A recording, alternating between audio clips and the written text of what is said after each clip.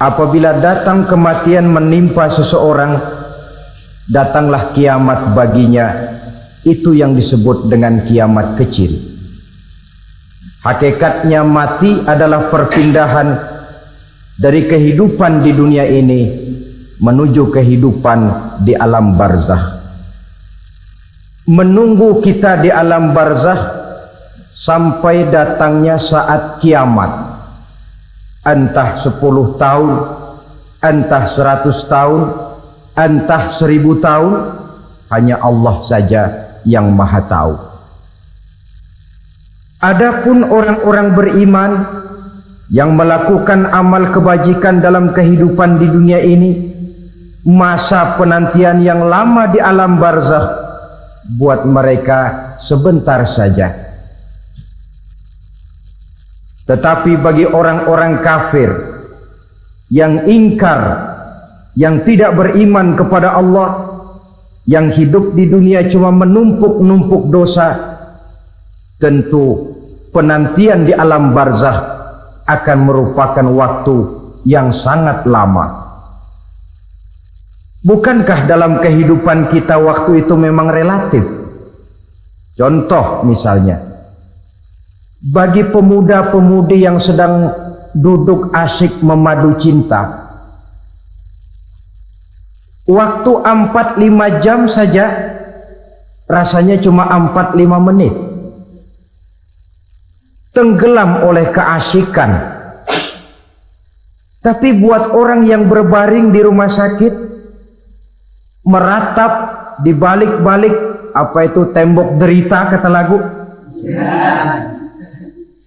di balik dinding-dinding penjara, sehari bagai seminggu, seminggu rasa sebulan, sebulan boleh jadi rasa setahun. Penantian yang sangat lama.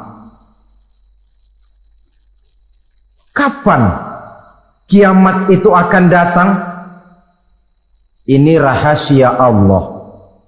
Jangankan kita yang orang awam, baginda Nabi sendiri tidak diberitahu oleh Allah kapan kiamat itu akan terjadi. Tetapi sungguh pun demikian, banyak hadis-hadis yang menjelaskan ciri atau tanda-tanda datangnya kiamat. Nah, kalau sudah bicara soal tanda, tanda kiamat itu ada 2. Pertama yang disebut alamatus sughra, tanda-tanda kecil. Ini waktunya masih ada tenggang. Ada yang dinamakan alamatul kubra, tanda-tanda besar, artinya kiamat sudah diambang pintu. Apa tanda-tanda kecil dari datangnya hari kiamat itu? Misalnya kata Nabi, apabila ilmu sudah diangkat oleh Allah, artinya apabila ulama sudah banyak wafat, minat orang belajar agama berkurang, lalu kebodohan nampak merajalela di mana-mana, zina dikerjakan secara terbuka, minuman-minuman keras jadi kebanggaan, itu termasuk di antara tanda-tanda kecil terjadinya hari kiamat. Apalagi misalnya iza waladatil ammatu rabbataha, apabila budak sudah melahirkan tuan. Apa maksudnya? Ada yang mentafsirkan apabila anak sudah bisa membudaki orang tuanya. Orang tua yang melahirkan dia, yang membesarkan dia, demi setelah si anak besar jadi orang berpangkat, bertitel, berharta, berkedudukan, jadilah orang tua itu budaknya. Sehingga sering dibilang kalau orang tua kaya, anak jadi raja. Tapi kalau anak yang kaya, orang tua sering jadi budak. Apalagi munculnya fitnah yang bergelombang, timbul perang antara 2 bangsa yang besar, waktu berjalan terasa sangat pendek sekali. Itu merupakan tanda di antara tanda-tanda kiamat. Termasuk di dalamnya sulit membedakan mana laki, mana perempuan. Kan kalau tanda-tanda kayak begini sekarang sudah banyak kita lihat kan. Ulama banyak wafat, penggantinya sulit. Zina dikerjakan berterang-terangan, minuman keras jadi kebanggaan, banyak anak membudaki orang tuanya, sulit membedakan mana laki mana perempuan. Kadang-kadang dari belakang kita lihat perempuan bener, begitu kita colek nengok jenggotan.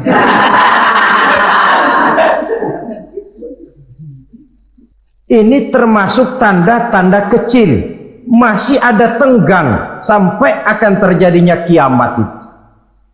Nah, yang dimaksud dengan tanda-tanda besar, ini tanda besar artinya kiamat sudah di ambang pintu. Pertama, matahari terbit dari sebelah barat. Apabila matahari sudah terbit dari arah sebelah barat, tertutuplah sudah pintu taubat. Bersabda Nabi kita, la taqumus sa'atu hatta tatlu'a syamsu min maghribiha. Tidak akan datang hari kiamat sampai matahari terbit dari arah sebelah barat. Wa iza tala'at, manakala matahari telah terbit dari arah sebelah barat, wa ra'ahan nasu, manusia banyak menyaksikan itu, amanu ajma'un, mereka pun lalu beriman. Yang tadinya kafir, yang tadinya ingkar, yang tadinya membangkang, setelah melihat matahari terbit dari sebelah barat, buru-buru beriman, berlomba-lomba mengucap dua kalimat syahadat. Tapi apa yang terjadi? Kata Nabi, wadzalika hina la yanfa'u nafsan imanuha lam takun amanat min qabl. Hari itu adalah hari yang iman sudah tidak berguna lagi bagi seseorang apabila sebelumnya memang dia tidak pernah beriman. Au kasabat fi imaniha khaira, atau beriman tetapi tidak pernah melakukan kebajikan di dalam keimanannya itu. Hari yang sudah kasib, hari yang sudah terlambat, beriman tidak akan ada gunanya lagi. Ini pelajaran buat kita. Sebelum sang surya terbit dari sebelah barat, sebelum nafas sampai di tenggorokan, artinya pintu taubat masih terbuka. Kalau dua hal itu sudah terwujud, nafas sudah sampai di kerongkongan atau matahari sudah terbit dari arah sebelah barat, tertutuplah sudah pintu taubat. Tak ada lagi gunanya pangkat, jabatan, harta, bahkan beriman pun dalam suasana macam itu. Too late, kata orang Kulon. Sudah terlambat. Matahari terbit dari arah sebelah barat. Itu tanda besar, artinya kiamat sudah di ambang pintu. Lalu apalagi tanda besar? Munculnya Dajjal. Dajjal artinya pendusta-pendusta yang menyesatkan manusia. Ada dua macam Dajjal, saudara. Ada Dajjal kecil. Ini Dajjal kelas teri. Kalau ini sejak zaman Rasulullah sudah ada itu. Tiap zaman ada. Di zaman Rasulullah misalnya ada yang bernama Aswad al-Unsi dari Yaman. Ada yang namanya Musailamah al-Kazzab dari Yamama. Ada yang namanya Ibnu Sayyad dari Madinah. Ini Dajjal di zaman Rasul. Musailamatul Kazzab memproklamirkan diri jadi nabi dia. Di zaman Rasul masih hidup. Ini Dajjal zaman Nabi. Di zaman sahabat muncul Dajjal. Di zaman kita sekarang ini Dajjal pun gentayangan. Dajjal kelas teri. Kerjanya mendustakan manusia, menyesatkan manusia, memalingkan manusia dari jalan yang benar dan diridhoi oleh Allah Subhanahu wa ta'ala. Adapun yang merupakan tanda besar dari datangnya kiamat, Dajjal kelas kakap. pembohong-pembohong besar yang menyesatkan masyarakat manusia berpaling dari jalan Allah mengikuti jalan mereka. Apa sih ciri Dajjal itu? Kata Nabi dalam hadis Bukhari Muslim, "Innad Dajjala," sesungguhnya yang namanya Dajjal itu yakhruju, satu saat akan muncul mendekati hari kiamat, wa inna ma'ahu ma'an, si Dajjal ini membawa air, wa naran, dan juga membawa api. Dua simbol. Di tangan yang satu dia bawa air, di tangan yang satu dia bawa api. Wa ammal ladzi yarahu an-nasu ma'an fanarun, adapun yang orang banyak lihat air, hakikatnya adalah api. Yang dilihat api, hakikatnya adalah air. Oleh sebab itu, kalau api yang ditawarkan, ambillah air. Kalau air yang ditawarkan, pilihlah api. Maksudnya apa ini? Ini bahasa simbol, saudara-saudara. Dajjal bicaranya seolah-olah untuk kepentingan manusia, menawarkan surga. Surga yang dia tawarkan hakikatnya neraka. Hai manusia, kalau kau mau bahagia, jangan dekat-dekat dengan agama. Solat itu tidak efektif dan efisien, tidak produktif dari segi ekonomi itu. Menghadiri majelis taklim cuma buang-buang waktu. Tahajud, tasbih, tahlil, baca Quran, apa itu? Pekerjaan mubazir saja. Hidup ini cuma sekali, masa yang cuma sekali, manfaatkan dengan sebaik-baiknya. Mumpung, dibawanya sifat mumpung tetapi dalam pengertian yang sangat negatif. Bicaranya seolah-olah untuk kepentingan manusia, tetapi sebenarnya menjerumuskan manusia. Menawarkan air, tapi sebenarnya api. Menawarkan api, tapi hakikatnya air. Buat apa kamu sholat? Buat apa kamu bayar zakat? Buat apa kamu puasa? Surga yang dicanangkan Dajjal, hakikatnya neraka. Neraka yang digambarkan Dajjal, pada dasarnya adalah surga. Jadi memutarbalikan fakta itu kerjaan Dajjal. Yang hak jadi batil, yang batil dibilang hak, yang benar jadi salah, yang salah malah jadi benar. Tuntunan disuruh jadi tontonan, tontonan malah menjadi tuntunan. Itu pekerjaan Dajjal profesinya. Zamannya Nabi Adam, Dajjalnya kan iblis. Betul? Betul. Apa sih gang kerayuan iblis itu? Allah setelah menciptakan Nabi Adam kan bilang, Adam, kau dan istrimu Hawa tinggal di surga ini. Seluruh fasilitas yang ada di surga persilahkan kau nikmati. Satu yang tidak boleh, jangan coba-coba dekati pohon khuldi. Dekat saja jangan, apalagi sampai memetiknya. Datang Dajjal yang namanya iblis ini. Adam, kamu tahu nggak kenapa tidak boleh makan buah khuldi? Ya nggak tahu, pokoknya saya dilarang. Bodoh kamu Dam. Khuldun artinya kekal. Kalau kamu makan itu buah, kau akan kekal di surga buat selamanya. Allah tidak kepengen, maka dilarang kamu makan buah khuldi. Kalau kau ingin kekal di surga Adam, makan saja. Saya bicara begini ini untuk kepentingan kamu Adam. Ini kan ciri-ciri Dajjal. Bicaranya sih seolah-olah untuk kepentingan Nabi Adam, hakikat sebenarnya menjerumuskan Nabi Adam supaya ingkar dan melanggar larangan dari Allah Subhanahu wa ta'ala. Jadi setelah muncul Dajjal, timbul kekacauan-kekacauan di masyarakat. Banyak yang terpengaruh, terpedaya dan terpesona. Termasuk mereka yang memproklamirkan diri jadi nabi. Mereka yang memproklamirkan diri jadi rasul di zaman sesudah Rasulullah wafat, itu adalah Dajjal-Dajjal. Maka saya ingatkan, kalau di zaman kita sekarang ini ada orang ngaku jadi nabi, ada orang ngaku jadi rasul, biar bahasa Arabnya kental,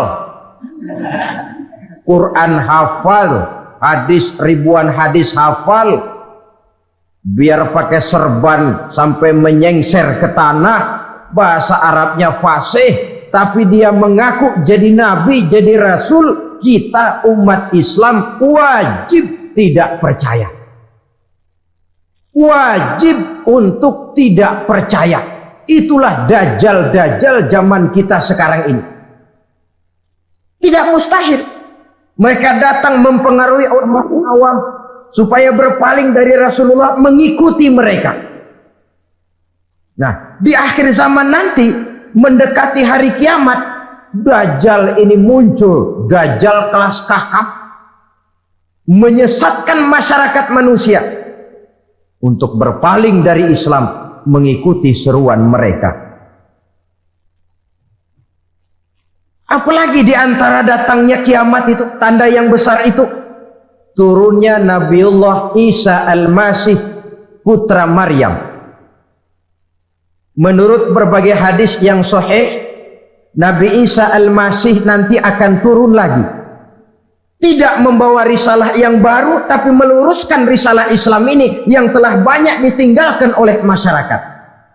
Bahkan ada hadis menjelaskan beliau akan membunuh Nabi, mematahkan kayu-kayu salib, lalu melaksanakan haji dan umrah mengikuti syariat Nabi Muhammad, bukan membawa agama baru.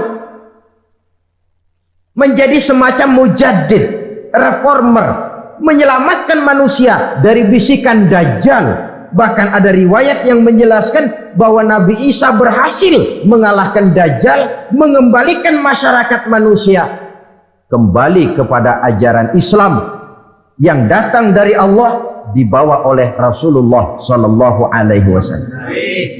Dengan kata lain, turunnya Nabi Isa bukan sebagai Nabi dan Rasul baru, tetapi mengikuti syariat Nabi kita Muhammad Sallallahu Alaihi Wasallam. Saudara hadirin, ibu-ibu hadirat yang saya hormati, kemudian apalagi di antara tanda-tanda besar akan datangnya kiamat itu? Keluarnya asap atau awan. Kata Nabi, inna min asyrati sa'ah dukhanan yamla'u ma bainal masyriqi wal maghrib. Di antara tanda-tanda kiamat, munculnya awan antara langit dan bumi. Ini pun diperkuat dalam surah Ad-Dukhan ayat 10. Fartaqib yauma ta'tis sama' bidukhanin mubin fayughshan nas hadza azabun ali. Bagi orang-orang yang beriman, mereka biasa-biasa saja. Tapi bagi orang kufur, datangnya asap dan awan ini merupakan azab yang kelewat pedih. Barangkali sedikit mendekati gambaran tentang azab yang pedih ini, saya ingatkan alam pikiran kita kepada peristiwa yang belum lama terjadi. Pernah dengar berita bocornya reaktor nuklir di Chernobyl, Uni Soviet? Pernah dengar? Nah, bocornya reaktor nuklir di Chernobyl yang mengakibatkan ratusan bahkan sangat mungkin ribuan nyawa. Cuma satu reaktor. Bagaimana kalau seluruh cadangan nuklir yang dimiliki oleh para negara adik kuasa ini diledakkan? Bahkan yang konon menurut catatan, cadangan nuklir yang dimiliki bersama oleh Amerika dan Rusia sekarang ini sudah sanggup memusnahkan 6 miliar manusia. 1,5 kali lebih banyak dari jumlah manusia yang nongkrong di permukaan bumi ini. Saudara-saudara hadirin yang saya hormati, lalu saat mendekati hari kiamat, apalagi tandanya? Setelah Nabi Isa wafat, pada saat turunnya yang kedua kali, lalu Allah meniupkan angin sejuk. Semua orang-orang beriman, orang-orang baik wafat, sehingga penghuni bumi ini cuma tinggal lagi terdiri dari orang-orang kafir. Tidak ada lagi di bumi ini yang bisa mengucapkan Allah. Sehingga dalam hadis qudsi itu ada keterangan, Innallaha azza wa jalla yaqulu li Israfil. Allah pernah pesan kepada malaikat Israfil. Kata Allah, Israfil, Iza sami'ta qailan yaqul Allah Allah fa akhirin nafah 40 sanatan ikraman liqailiha. Hai Israfil, apabila kau dengar di permukaan bumi masih banyak orang yang mengucapkan Allah Allah, maka tunda sangkakala kiamat itu 40 tahun. Untuk apa? Ikraman liqailiha, menghormati orang yang mengucapkan Allah Allah itu. Wah, jadi karena sekarang masih banyak yang mengucapkan Allah, besar hatilah kita, masih jauh kiamat itu. Tapi jangan lupa, kiamat pribadi, kiamat kecil itu yang nggak kita sangka-sangka. Ajal datang mencabut nyawa, itu kiamat pribadi. Dan itu yang pasti kita hadapi. Dan itu yang membuat kita tidak boleh bersikap main-main di dalam kehidupan sekarang ini. Saudara hadirin yang saya hormati, tidak ada lagi orang-orang muslim. Seluruh penduduk dunia ini kafir. Lalu terciptalah struktur sosial yang berlandaskan prinsip hidup semau gue. Bakal terjadilah prinsip di mana yang kaya menyantap yang miskin, yang kuat menindas yang lemah. Hidup sudah bagaikan di rimba belantara. Berlaku hukum rimba. Siapa yang kuat dia yang menang, siapa yang lemah menjadi mangsa. Timbul kekacauan, maksiat merajalela, munkarat menjadi-jadi. Sehingga isi bumi ini penuh dengan segala macam perbuatan dosa. Tidak ada perlunya lagi alam diperpanjang temponya. Datang saat yang sudah dijanjikan oleh Allah Azza wa Jalla, maka terjadilah yang disebut kiamat kubra, kiamat besar, kiamat hancur-hancuran. Bagaimana kejadian ini dimulai? Dalam surah Az-Zumar ayat 68, Allah Subhanahu wa taala berfirman, "Wa nufikha fis-suri fasa'iqa man fis samawati wa man fil ardi illa man sya'allahu." Maka manakala ditiuplah sangkakala, terkejutlah seluruh yang ada di langit dan seluruh yang ada di bumi. Bila saat kiamat datang, Allah perintah malaikat Israfil, Israfil, tiup sangkakalamu. Ditiuplah sangkakala oleh malaikat Israfil. Yang akibat daripada tiupan itu, seluruh yang ada di langit, seluruh yang ada di permukaan bumi terkejut. Yang ada di langit siapa? Malaikat kan? Bayangin aja kalau malaikat kaget, apalagi kita. Terkejut seluruh makhluk yang ada di bumi, yang ada di langit mendengar suara sangkakala itu.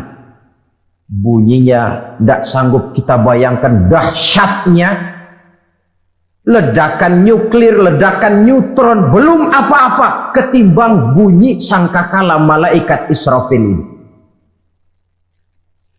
Nah, lalu mendengar bunyi sangkakala ini, gemparlah makhluk, kacaulah alam.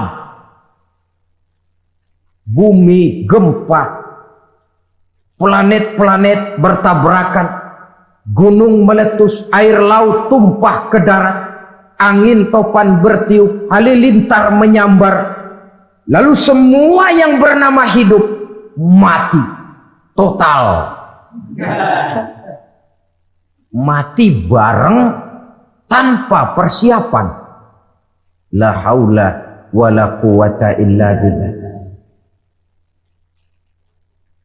Saya kadang-kadang dalam tafakur bermohon, ya Allah, mudah-mudahan saya nggak nemuin kiamat beneran. Ngeri. Tidak bisa kita bayangkan macam apa suasana seperti itu. Allah saja banyak memberikan gambaran, misalnya Al-Qari'ah, wa mal Qari'ah, wa ma adraka mal Qari'ah. Kejadian yang menggemparkan. Tahukah kamu apa kejadian yang menggemparkan itu? Yauma yakunun nasu kal farasil mabsus wa takunul jibalu kal ihnil manfus. Pada saat itu manusia berterbangan bagai kupu-kupu. Gunung berterbangan seperti kapas ditiup angin. Gunung saja macam kapas, konon lagi manusia. Kematian total, mulai semut sampai gajah mati. Jin mati, iblis mati, malaikat mati. Malaikat saja mati. Saudara hadirin yang saya hormati, kematian total yang tanpa persiapan. Orang bilang, Pak, kalau mati bareng begitu yang repot malaikat maut dong ya. Cabut sana, cabut sini. Itu kalau menurut logika kita. Mestinya begitu menurut logika. Tapi logika juga yang nggak perlu serepot itu.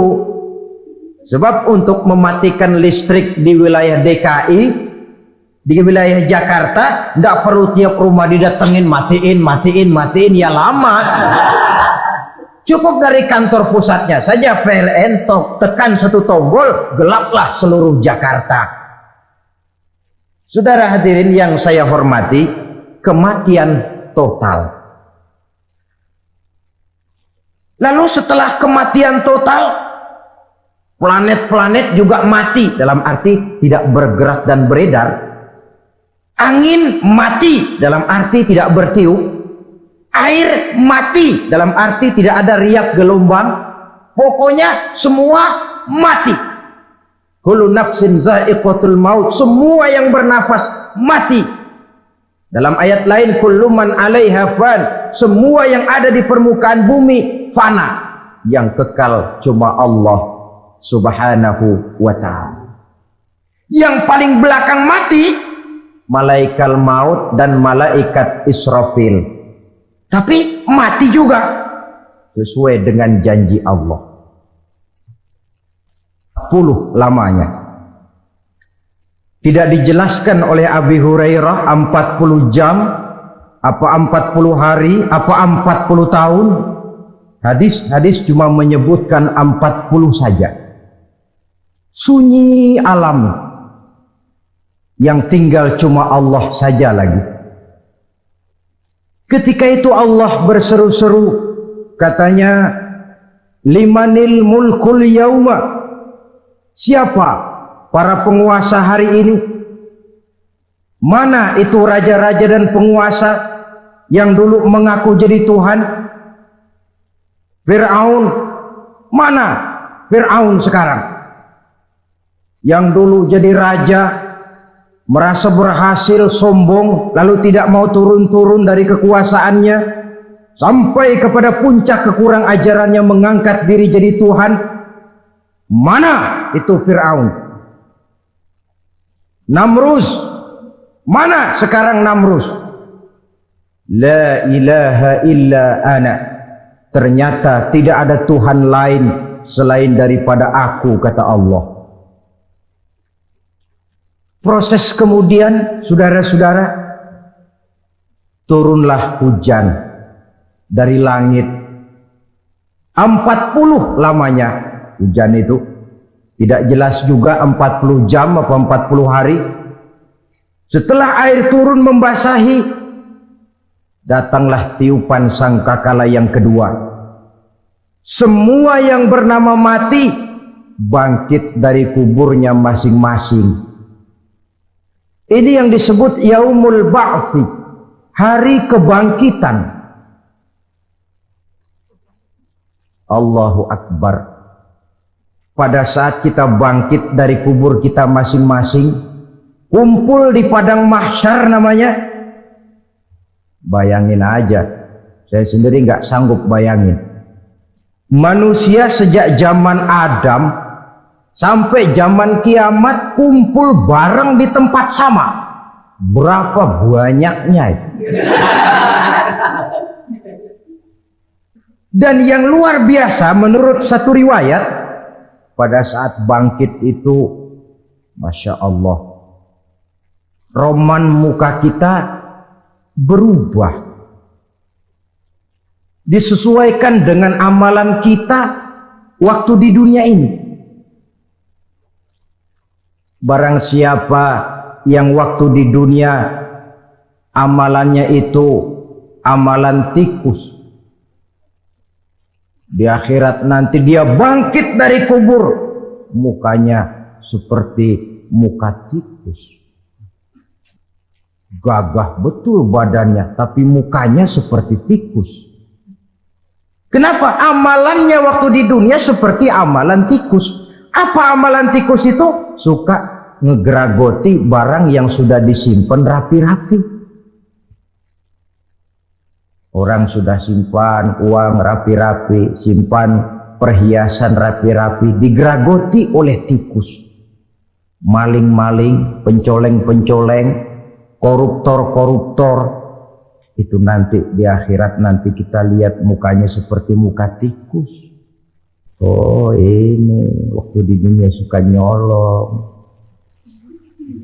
hanya seperti muka tikus.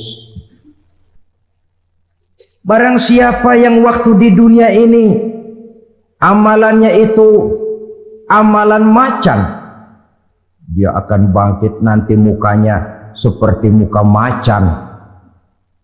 Apa amalan macan? Macan itu amalannya menang-menangan. Orang yang mau menang saja, nggak mau mengalah. Coba lihat di hutan. Kenal hutan nggak? Di hutan, raja hutan di mana-mana pasti macan. Betul kan? Betul. Padahal hutan belum pernah bikin pemilihan umum. Tapi macan tidak peduli ada pemilihan umum apa tidak, pokok saya raja. Sebab apa? Macan jadi raja itu bukan karena benar, tapi karena kuat jadi raja. Setelah dia jadi raja, rakyat hutan yang mesti dilindungi malah dimakan oleh raja macan. Kambing rakyat hutan dimakan oleh macan. Ayam rakyat hutan dimakan oleh macan. Itu nanti kita lihat di akhirat itu mukanya seperti muka macan, gagah betul.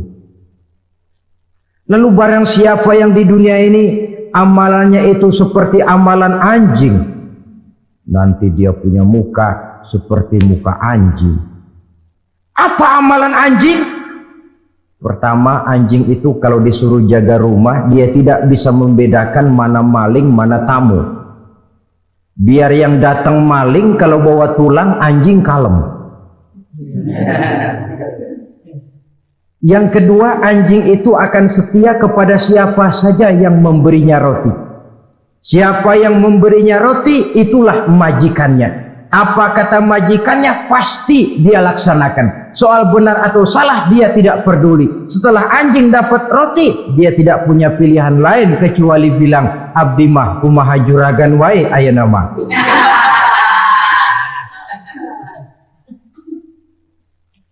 Saudara hadirin yang saya hormati, berkumpul di padang mahsyar, tiap orang sibuk dengan persoalannya masing-masing.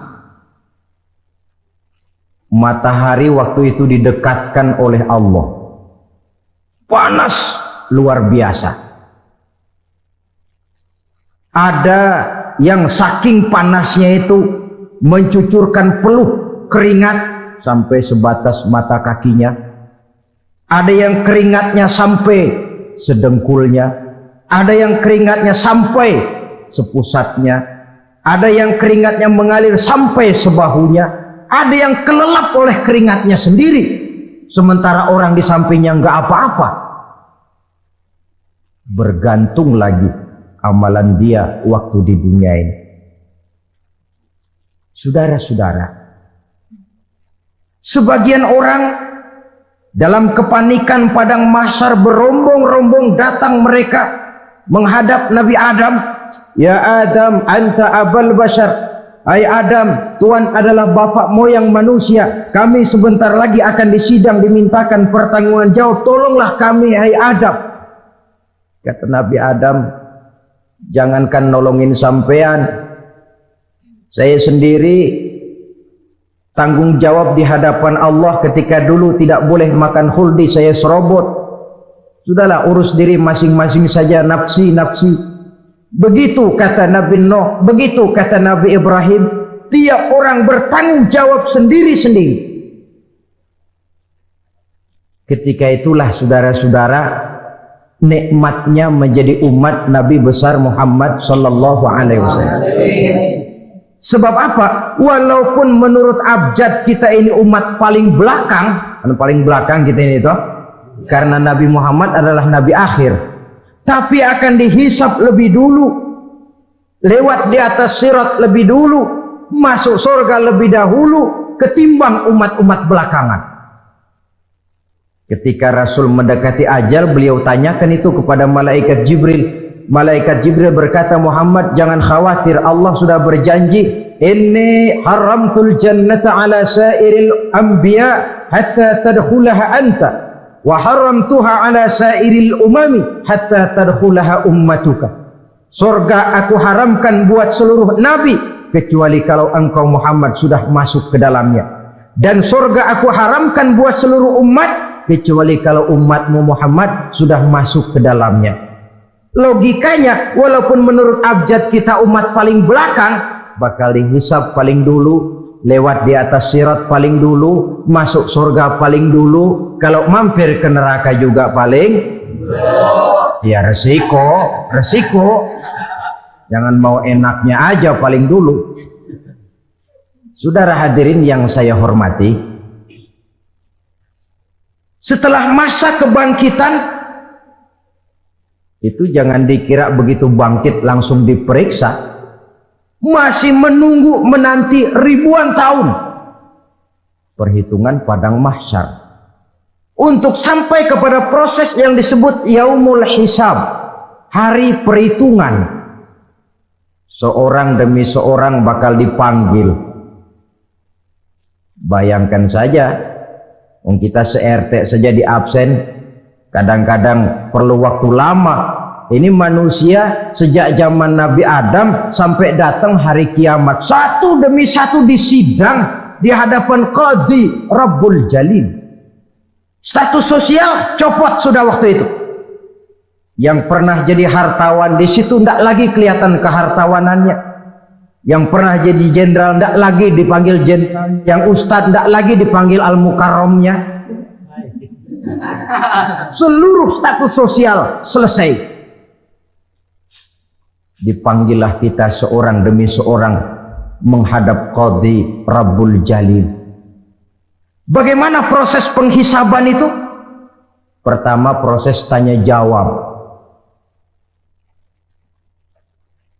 Di antaranya ada hadis menyatakan, lan tazula qadama 'abdin yaumal qiyamah hatta yus'ala an arba'i khisalin. Besok di hari kiamat tidak akan bergeser telapak kaki seorang hamba sampai dia ditanya lebih dulu tentang 4 persoalan. Tentang ilmunya, kemana ilmu itu diamalkan. Tentang umurnya, di mana umur itu dihabiskan. Tentang masa mudanya, kemana masa muda itu dipakai. Tentang hartanya, dari mana harta itu didapat dan kemana harta itu dibelanjakan. Ini termasuk proses tanya jawab. Jadi kalau istilah pengadilan dunia, nama Fulan bin Fulan.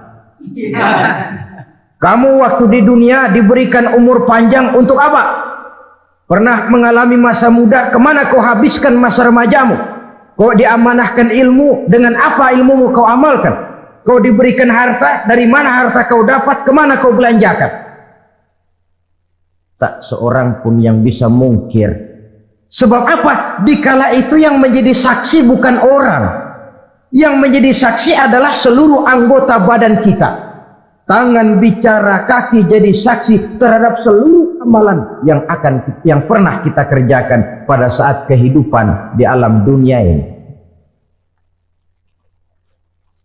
Selesai proses tanya jawab, lalu diperlihatkan buku catatan kita waktu hidup di dunia ini. Jangan lupa Allah itu menyiapkan 2 superkomputer kepada kita, sebelah ditempelin sebelah kanan, yang sebelah tempelin di sebelah kiri. Komputer itu namanya Raqib dan Atid, 2 malaikat yang apabila baik kita lakukan, refleks saja akan menulis kebajikan kita. Jahat kita kerjakan, akan tertulis. Catatan itu nanti diperlihatkan kepada kita. Waduh, alangkah malunya pada saat diperlihatkan catatan kita, buku rapot kita merah melulu.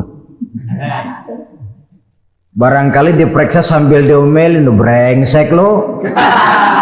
Buku merah melulu begini, bagaimana waktu hidup di dunia? Tidak cukup diperlihatkan buku catatan kehidupan, rekaman kehidupan.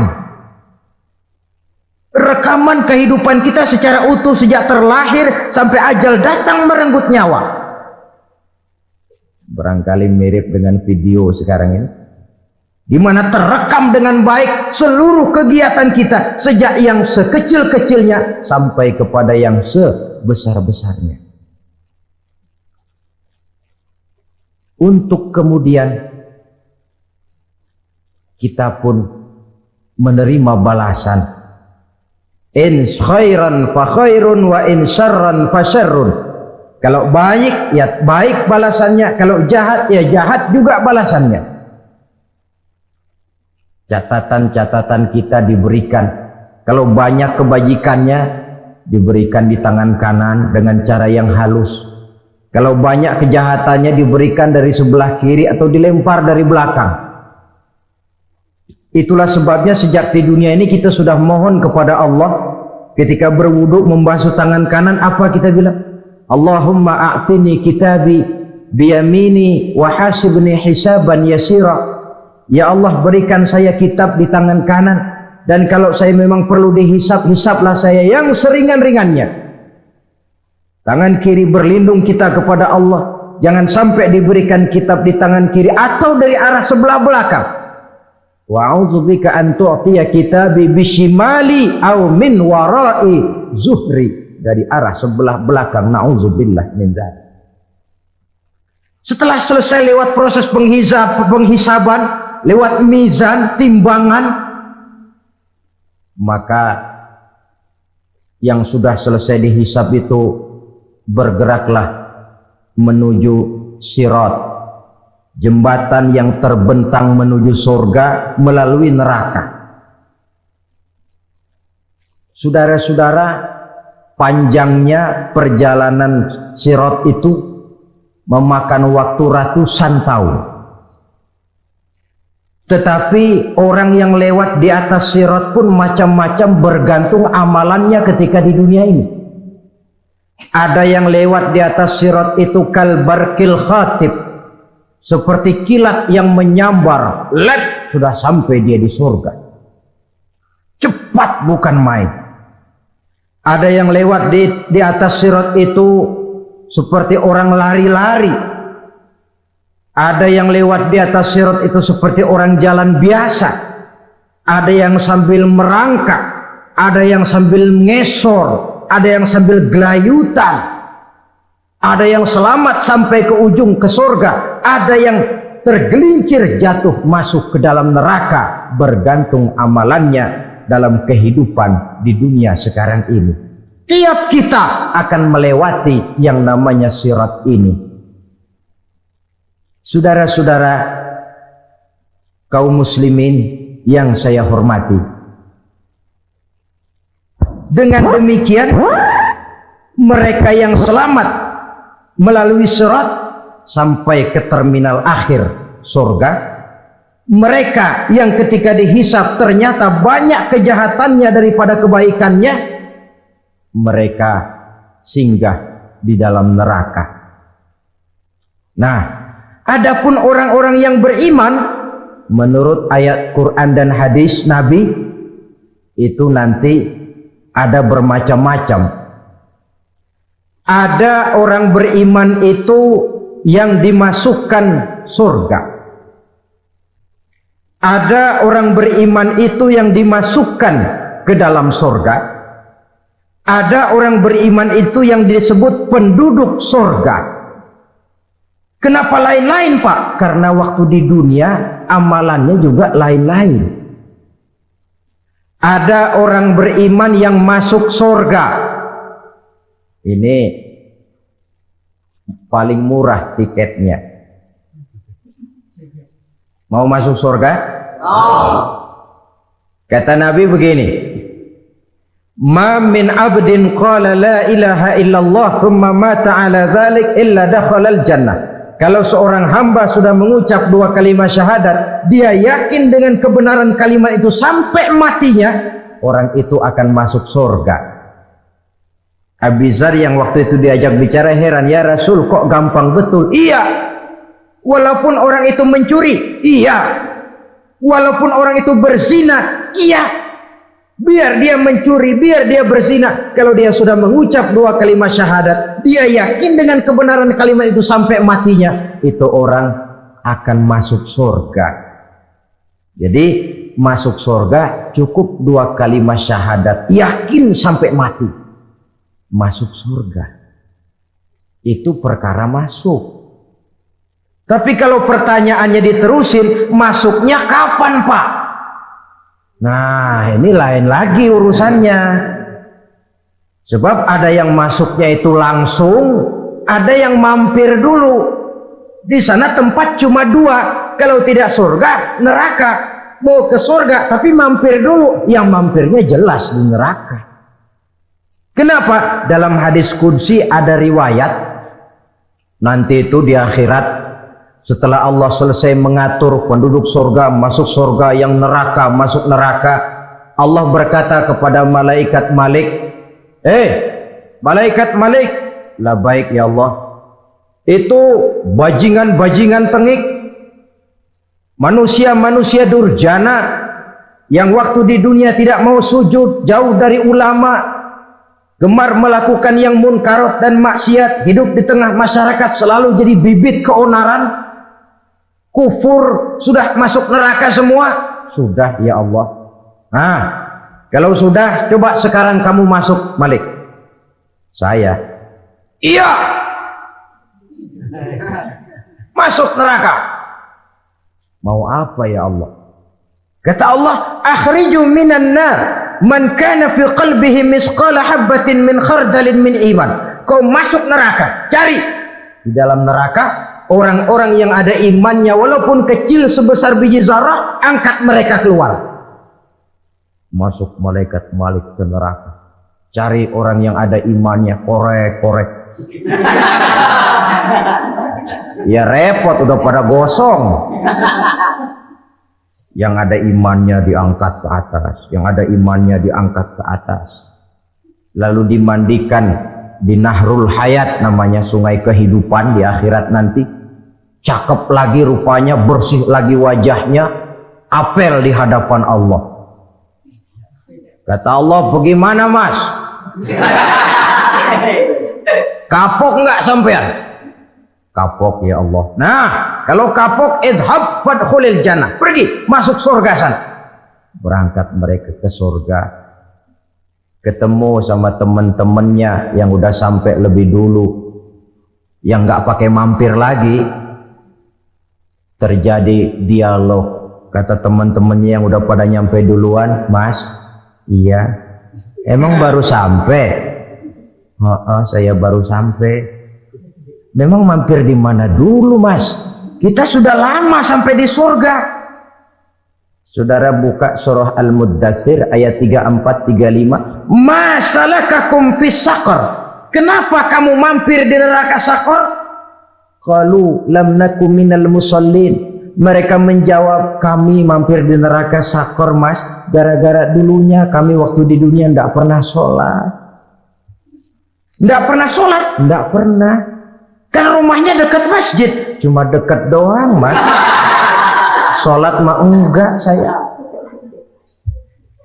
nggak pernah ngasih makan fakir miskin, nggak pernah hadir di majelis taklim, pendeknya nggak pernah melakukan kebajikan, maka saya pun mampir di neraka sakor. Untung betul saya punya iman mas sedikit. Waktu hidup di dunia dulu saya pernah mengucap 2 kalimat syahadat, sekali-kalinya waktu mau kawin. Masya Allah. Untung saja kawin, kalau nggak kawin polos.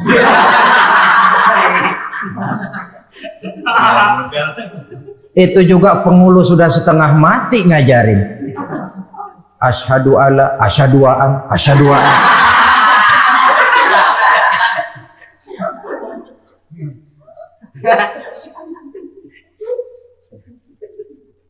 Ini namanya masuk surga, ada mampir dulu. Ada pula orang mukmin itu yang dimasukkan surga. Namanya dimasukkan kan terima beres.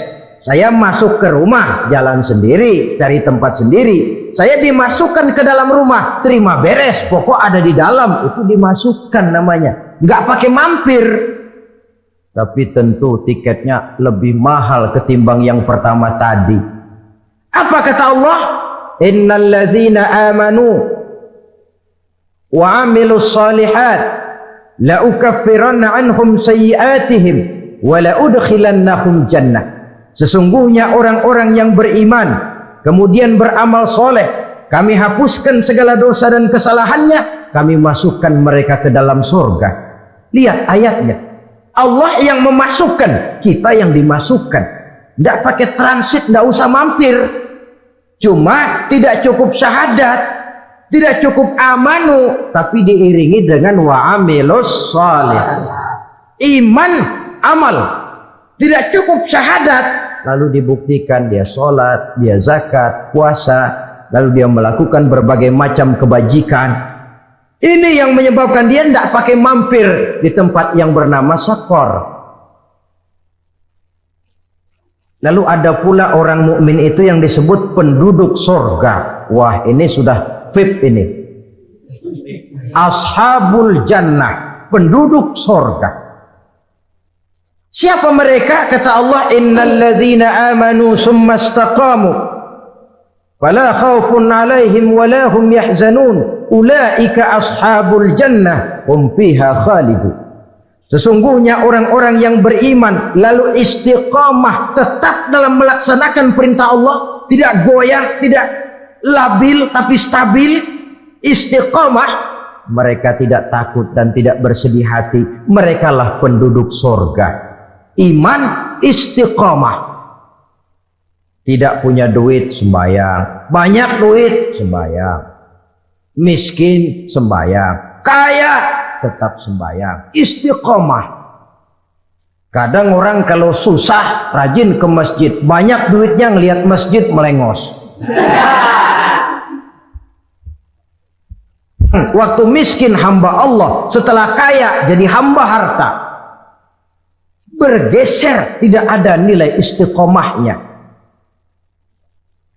Saudara-saudara, dengan begitu penduduk neraka itu dua. Ada penduduk permanen, ada penduduk yang semi permanen. Yang semi permanen orang-orang beriman yang mempunyai dosa besar. Mereka masuk ke neraka untuk menerima azab sesuai dengan dosanya. Bila selesai masa azab itu, mereka akan diangkat untuk ditempatkan kembali ke dalam surganya Allah Subhanahu wa ta'ala. Nah, dikala itulah saudara-saudara, ada yang disebut syafaat dari Rasulullah Sallallahu Alaihi Wasallam. Tapi tentu jangan lupa, syafaat ini ibarat kain menambal dia. Kita punya kain bolong-bolong sedikit, syafaat yang menambal. Sholat kita ada kurang dikit, sedekah kita ada campur riak dikit, amalan kita ada tidak karena Allah dikit. Kita berharap syafaat. Jadi biarlah kain masih bolong-bolong, yang penting punya kain. Tapi kalau kainnya tidak ada, yang ditambal apanya? Sholat tidak, puasa tidak, zakat tidak, berharap syafaat saja. Ya, terlalu berlebihan itu. Saudara hadirin yang saya hormati, apabila selesai proses penghisaban, proses penghitungan, maka dikala itulah manusia terbagi dalam dua kelompok besar. Fariqun fil jannah wa fariqun fis sa'ir.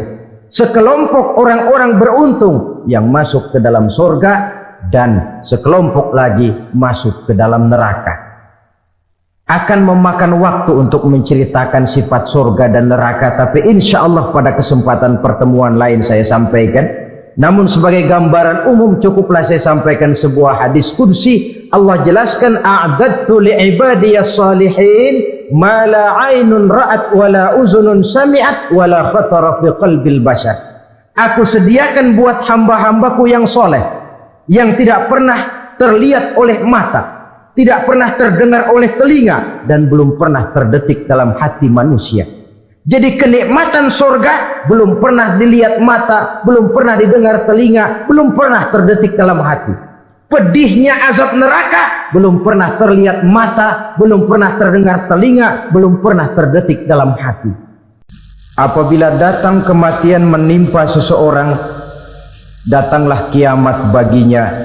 Itu yang disebut dengan kiamat kecil. Hakikatnya mati adalah perpindahan dari kehidupan di dunia ini menuju kehidupan di alam barzakh. Menunggu kita di alam barzakh sampai datangnya saat kiamat, entah 10 tahun, entah 100 tahun, entah 1000 tahun, hanya Allah saja yang maha tahu. Adapun orang-orang beriman yang melakukan amal kebajikan dalam kehidupan di dunia ini, masa penantian yang lama di alam barzakh buat mereka sebentar saja. Tetapi bagi orang-orang kafir yang ingkar, yang tidak beriman kepada Allah, yang hidup di dunia cuma menumpuk-numpuk dosa, tentu penantian di alam barzakh akan merupakan waktu yang sangat lama. Bukankah dalam kehidupan kita waktu itu memang relatif? Contoh misalnya, bagi pemuda-pemudi yang sedang duduk asyik memadu cinta, waktu 4-5 jam saja rasanya cuma 4-5 menit. Tenggelam oleh keasyikan. Tapi buat orang yang berbaring di rumah sakit, meratap di balik-balik apa itu tembok derita kata lagu, di balik dinding-dinding penjara, sehari bagai seminggu, seminggu rasa sebulan, sebulan boleh jadi rasa setahun. Penantian yang sangat lama. Kapan kiamat itu akan datang? Ini rahasia Allah. Jangankan kita yang orang awam, baginda Nabi sendiri tidak diberitahu oleh Allah kapan kiamat itu akan terjadi. Tetapi sungguh pun demikian, banyak hadis-hadis yang menjelaskan ciri atau tanda-tanda datangnya kiamat. Nah, kalau sudah bicara soal tanda, tanda kiamat itu ada dua. Pertama yang disebut alamatus sughra, tanda-tanda kecil. Ini waktunya masih ada tenggang. Ada yang dinamakan alamatul kubra, tanda-tanda besar, artinya kiamat sudah diambang pintu. Apa tanda-tanda kecil dari datangnya hari kiamat itu? Misalnya kata Nabi, apabila ilmu sudah diangkat oleh Allah, artinya apabila ulama sudah banyak wafat, minat orang belajar agama berkurang, lalu kebodohan nampak merajalela di mana-mana, zina dikerjakan secara terbuka, minuman-minuman keras jadi kebanggaan, itu termasuk di antara tanda-tanda kecil terjadinya hari kiamat. Apalagi misalnya iza waladatil ammatu rabbataha, apabila budak sudah melahirkan tuan. Apa maksudnya? Ada yang mentafsirkan apabila anak sudah bisa membudaki orang tuanya. Orang tua yang melahirkan dia, yang membesarkan dia, demi setelah si anak besar jadi orang berpangkat, bertitel, berharta, berkedudukan, jadilah orang tua itu budaknya. Sehingga sering dibilang kalau orang tua kaya, anak jadi raja. Tapi kalau anak yang kaya, orang tua sering jadi budak. Apalagi munculnya fitnah yang bergelombang, timbul perang antara dua bangsa yang besar, waktu berjalan terasa sangat pendek sekali. Itu merupakan tanda di antara tanda-tanda kiamat. Termasuk di dalamnya sulit membedakan mana laki, mana perempuan. Kan kalau tanda-tanda kayak begini sekarang sudah banyak kita lihat kan. Ulama banyak wafat, penggantinya sulit. Zina dikerjakan berterang-terangan, minuman keras jadi kebanggaan, banyak anak membudaki orang tuanya, sulit membedakan mana laki mana perempuan. Kadang-kadang dari belakang kita lihat perempuan bener, begitu kita colek nengok jenggotan.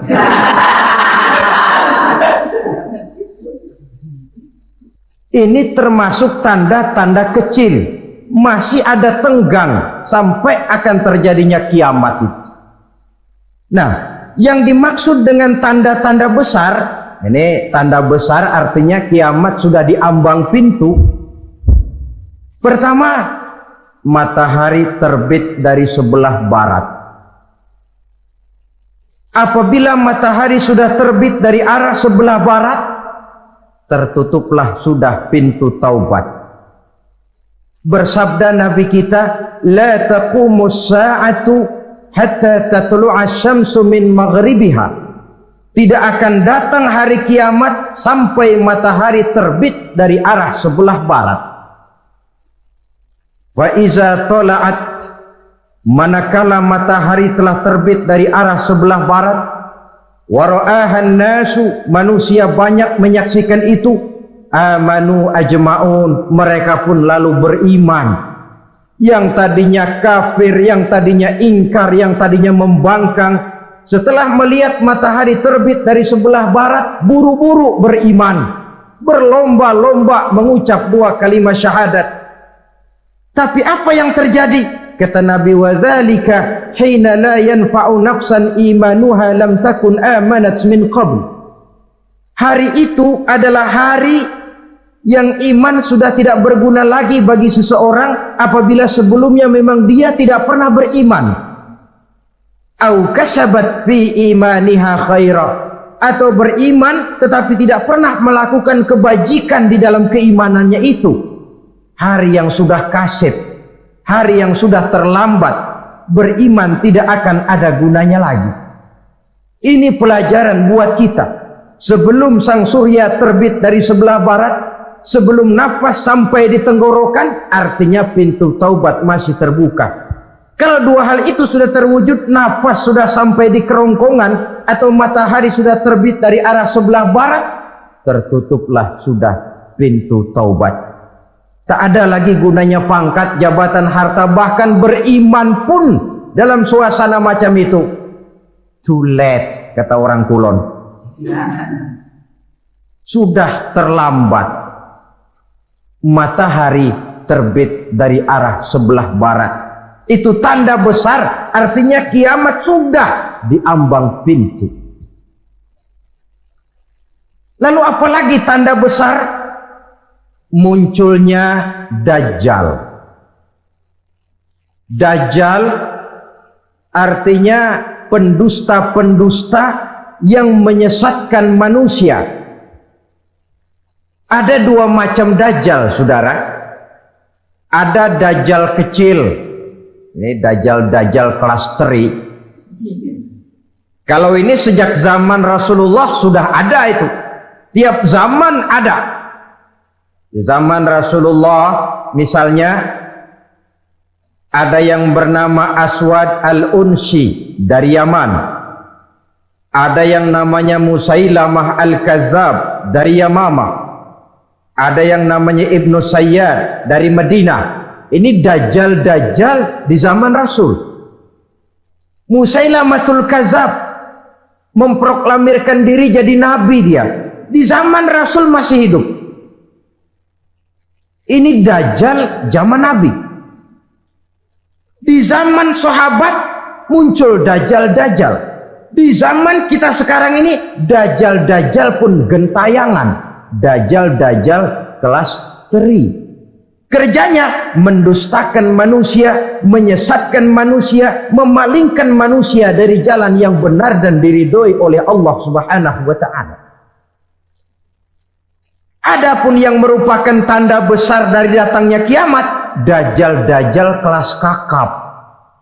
Pembohong-pembohong besar yang menyesatkan masyarakat manusia berpaling dari jalan Allah mengikuti jalan mereka. Apa sih ciri dajjal itu? Kata Nabi dalam hadis Bukhari Muslim, "Innad dajjala", sesungguhnya yang namanya dajjal itu yakhruju, satu saat akan muncul mendekati hari kiamat. Wa inna ma'ahu ma'an, si dajjal ini membawa air. Wanaran, dan juga membawa api. Dua simbol. Di tangan yang satu dia bawa air, di tangan yang satu dia bawa api. Wa ammal ladzi yarahu an-nasu ma'an fanarun. Adapun yang orang banyak lihat air, hakikatnya adalah api. Yang dilihat api, hakikatnya adalah air. Oleh sebab itu, kalau api yang ditawarkan, ambillah air. Kalau air yang ditawarkan, pilihlah api. Maksudnya apa ini? Ini bahasa simbol, saudara-saudara. Dajjal bicaranya seolah-olah untuk kepentingan manusia. Menawarkan surga. Surga yang dia tawarkan hakikatnya neraka. Hai manusia, kalau kau mau bahagia, jangan dekat-dekat dengan agama. Sholat itu tidak efektif dan efisien, tidak produktif dari segi ekonomi itu. Menghadiri majelis taklim cuma buang-buang waktu. Tahajud, tasbih, tahlil, baca Quran, apa itu? Pekerjaan mubazir saja. Hidup ini cuma sekali, masa yang cuma sekali, manfaatkan dengan sebaik-baiknya. Mumpung. Dibawanya sifat mumpung, tetapi dalam pengertian yang sangat negatif. Bicaranya seolah-olah untuk kepentingan manusia, tetapi sebenarnya menjerumuskan manusia. Menawarkan air, tapi sebenarnya api. Menawarkan api, tapi hakikatnya air. Buat apa kamu sholat? Buat apa kamu bayar zakat? Buat apa kamu puasa? Surga yang dicanangkan dajjal hakikatnya neraka. Neraka yang digambarkan dajjal pada dasarnya adalah surga. Jadi memutarbalikkan fakta itu kerjaan dajjal. Yang hak jadi batil, yang batil dibilang hak, yang benar jadi salah, yang salah malah jadi benar. Tuntunan disuruh jadi tontonan, tontonan malah menjadi tuntunan. Itu pekerjaan dajjal profesinya.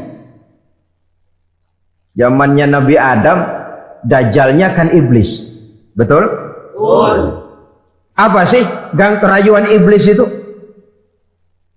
Allah setelah menciptakan Nabi Adam kan bilang, Adam, kau dan istrimu Hawa tinggal di surga ini. Seluruh fasilitas yang ada di surga persilahkan kau nikmati. Satu yang tidak boleh, jangan coba-coba dekati pohon huldi. Dekat saja jangan, apalagi sampai memetiknya. Datang dajjal yang namanya iblis ini. Adam, kamu tahu nggak kenapa tidak boleh makan buah huldi? Ya nggak tahu, pokoknya saya dilarang. Bodoh kamu Dam. Khuldun artinya kekal. Kalau kamu makan itu buah, kau akan kekal di surga buat selamanya. Allah tidak kepengen, maka dilarang kamu makan buah khuldi. Kalau kau ingin kekal di surga Adam, makan saja. Saya bicara begini ini untuk kepentingan kamu Adam. Ini kan ciri-ciri Dajjal. Bicaranya sih seolah-olah untuk kepentingan Nabi Adam. Hakikat sebenarnya menjerumuskan Nabi Adam supaya ingkar dan melanggar larangan dari Allah Subhanahu wa ta'ala. Jadi setelah muncul Dajjal, timbul kekacauan-kekacauan di masyarakat. Banyak yang terpengaruh, terpedaya dan terpesona.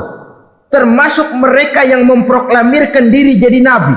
Mereka yang memproklamirkan diri jadi rasul di zaman sesudah Rasulullah wafat, itu adalah Dajjal. Maka saya ingatkan, kalau di zaman kita sekarang ini ada orang ngaku jadi nabi, ada orang ngaku jadi rasul, biar bahasa Arabnya kental,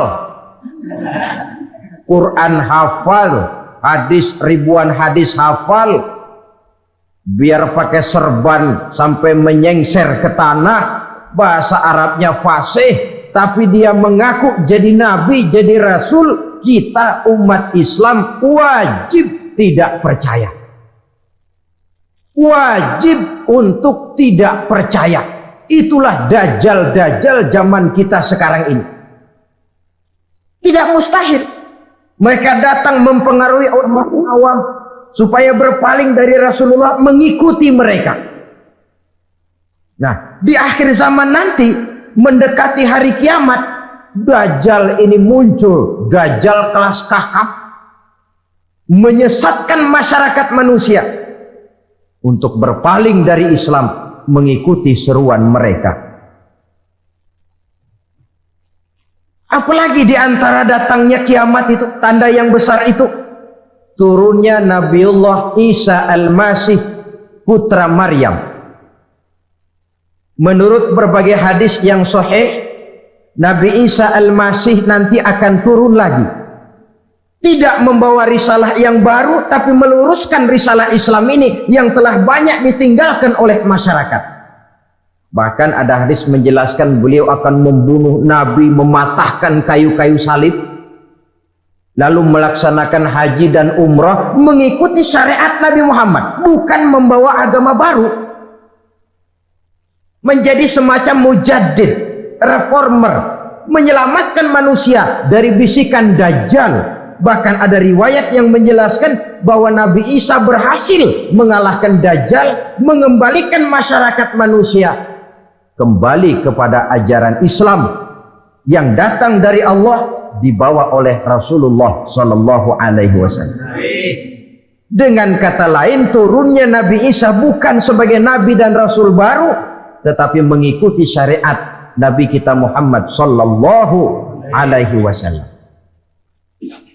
Saudara hadirin, ibu-ibu hadirat yang saya hormati, kemudian apalagi di antara tanda-tanda besar akan datangnya kiamat itu? Keluarnya asap atau awan.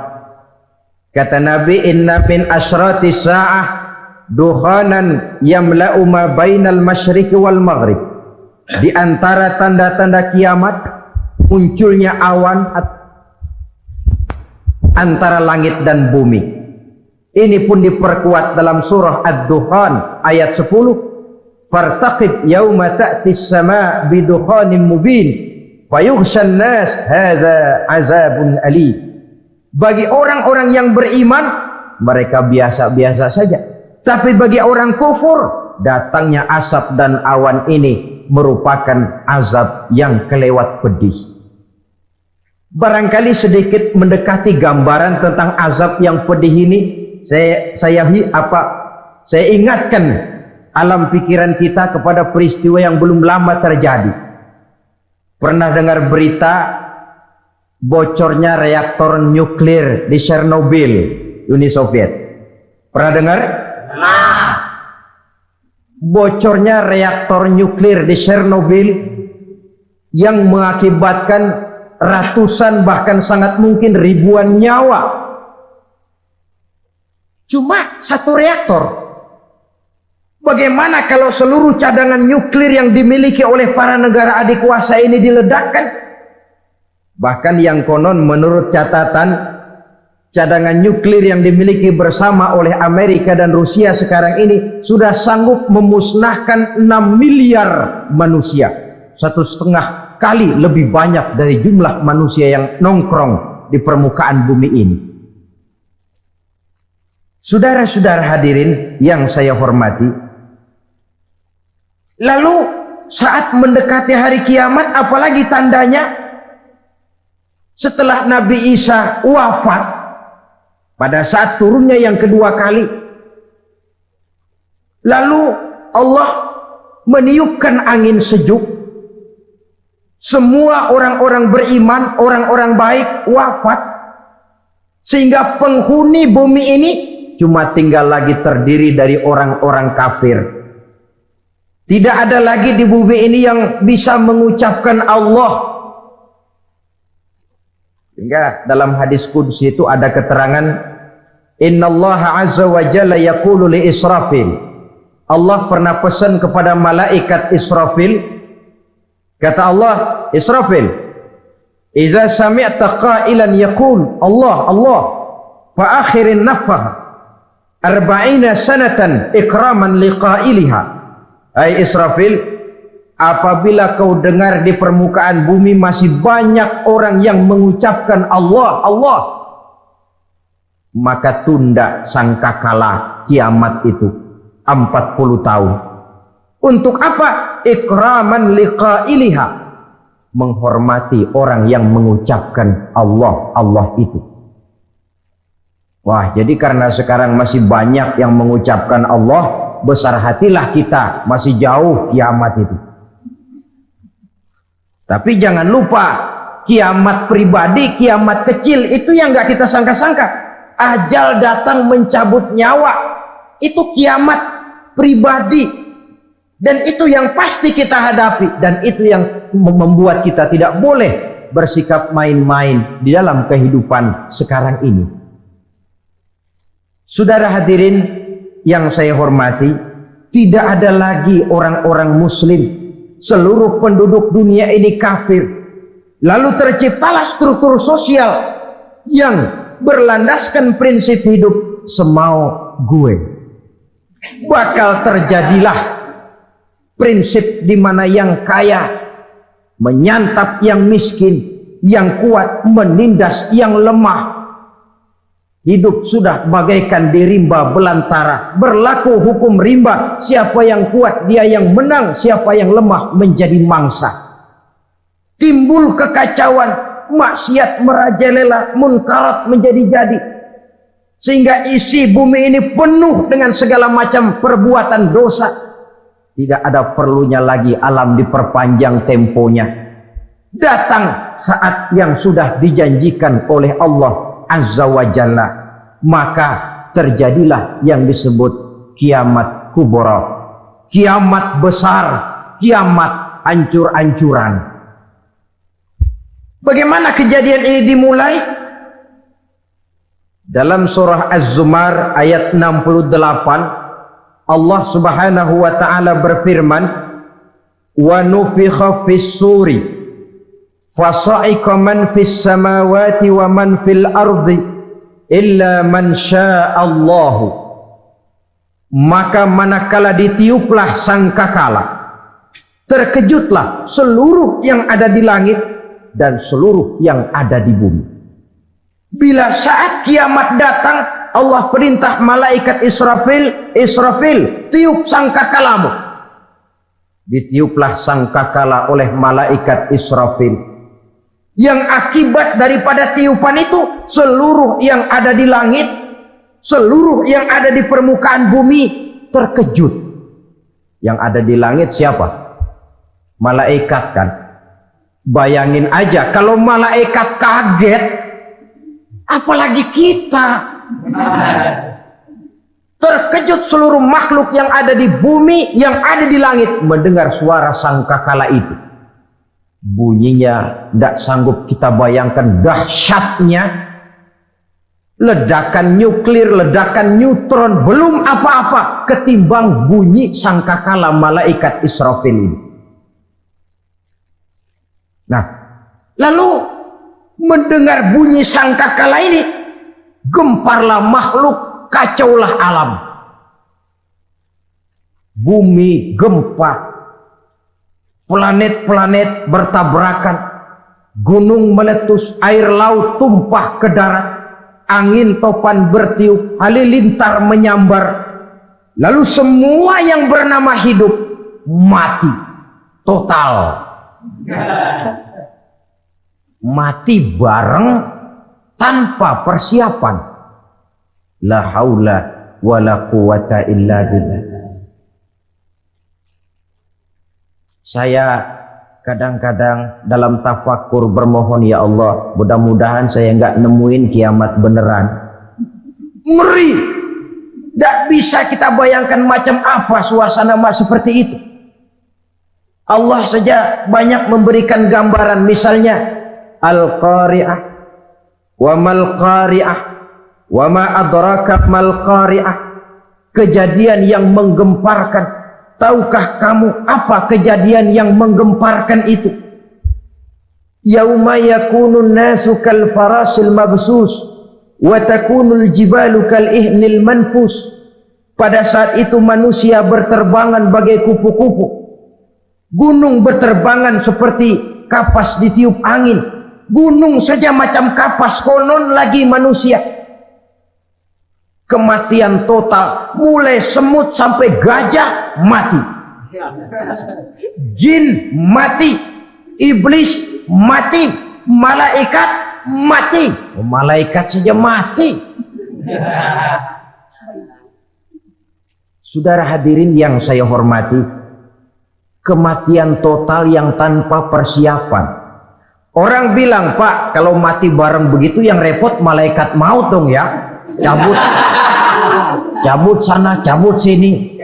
Itu kalau menurut logika kita, mestinya begitu menurut logika. Tapi logika juga yang nggak perlu serepot itu.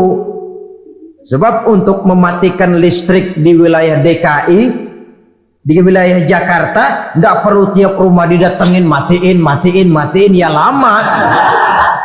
Cukup dari kantor pusatnya saja PLN tekan satu tombol, gelaplah seluruh Jakarta. Saudara hadirin yang saya hormati, kematian total. Lalu setelah kematian total, planet-planet juga mati, dalam arti tidak bergerak dan beredar. Angin mati, dalam arti tidak bertiup. Air mati, dalam arti tidak ada riak gelombang. Pokoknya semua mati. Kullu nafsin za'iqatul maut, semua yang bernafas mati. Dalam ayat lain, kullu man 'alaiha fan, semua yang ada di permukaan bumi fana. Yang kekal cuma Allah Subhanahu wa ta'ala. Yang paling belakang mati malaikat maut dan malaikat Israfil. Tapi mati juga sesuai dengan janji Allah. 10 lamanya. Tidak dijelaskan oleh Abi Hurairah 40 jam, apa 40 hari, apa 40 tahun. Hadis cuma menyebutkan 40 saja. Sunyi alam, yang tinggal cuma Allah saja lagi. Ketika itu Allah berseru-seru, katanya, limanil mulkul yauma, siapa para penguasa hari ini? Mana itu raja-raja dan penguasa yang dulu mengaku jadi Tuhan? Fir'aun, mana Fir'aun sekarang? Yang dulu jadi raja, merasa berhasil, sombong, lalu tidak mau turun-turun dari kekuasaannya, sampai kepada puncak kekurang ajarannya mengangkat diri jadi Tuhan. Mana itu Fir'aun? Namrus, mana sekarang Namrus? La ilaha illa ana.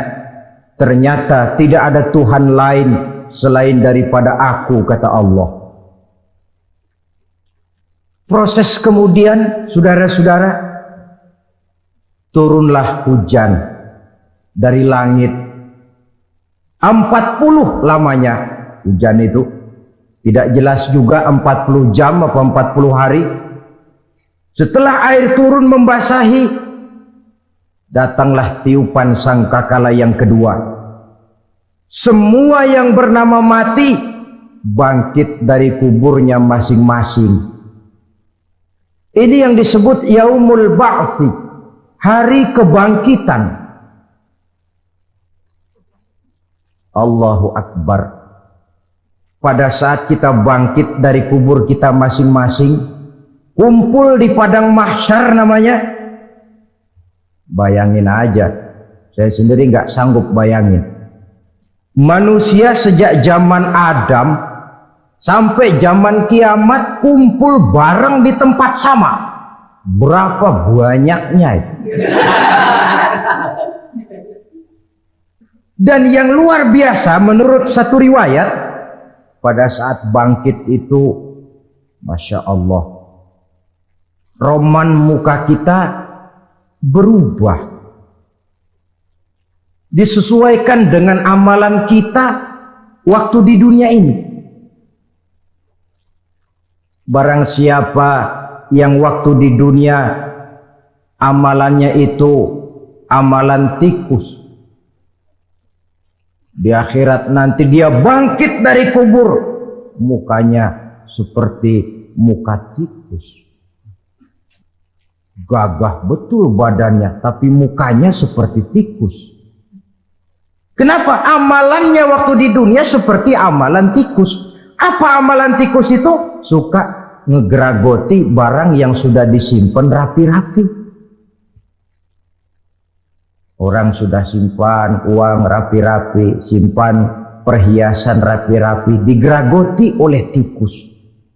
Maling-maling, pencoleng-pencoleng, koruptor-koruptor, itu nanti di akhirat nanti kita lihat mukanya seperti muka tikus. Oh, ini waktu di dunia suka nyolong, hanya seperti muka tikus. Barang siapa yang waktu di dunia ini amalannya itu amalan macan, dia akan bangkit nanti mukanya seperti muka macan. Apa amalan macan? Macan itu amalannya menang-menangan. Orang yang mau menang saja nggak mau mengalah. Coba lihat di hutan, kenal hutan nggak? Di hutan, raja hutan di mana-mana pasti macan, betul kan? Betul. Padahal hutan belum pernah bikin pemilihan umum. Tapi macan tidak peduli ada pemilihan umum apa tidak, pokok saya raja. Sebab apa? Macan jadi raja itu bukan karena benar, tapi karena kuat jadi raja. Setelah dia jadi raja, rakyat hutan yang mesti dilindungi malah dimakan oleh raja macan. Kambing rakyat hutan dimakan oleh macan. Ayam rakyat hutan dimakan oleh macan. Itu nanti kita lihat di akhirat itu mukanya seperti muka macan, gagah betul. Lalu barang siapa yang di dunia ini amalannya itu seperti amalan anjing, nanti dia punya muka seperti muka anjing. Apa amalan anjing? Pertama, anjing itu kalau disuruh jaga rumah, dia tidak bisa membedakan mana maling, mana tamu. Biar yang datang maling, kalau bawa tulang, anjing kalem. Yang kedua, anjing itu akan setia kepada siapa saja yang memberinya roti. Siapa yang memberinya roti, itulah majikannya. Apa kata majikannya, pasti dia laksanakan. Soal benar atau salah, dia tidak peduli. Setelah anjing dapat roti, dia tidak punya pilihan lain kecuali bilang, abdi mah kumaha juragan wae ayeuna mah.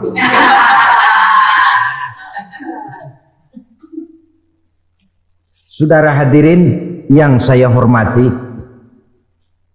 berkumpul di padang mahsyar, tiap orang sibuk dengan persoalannya masing-masing.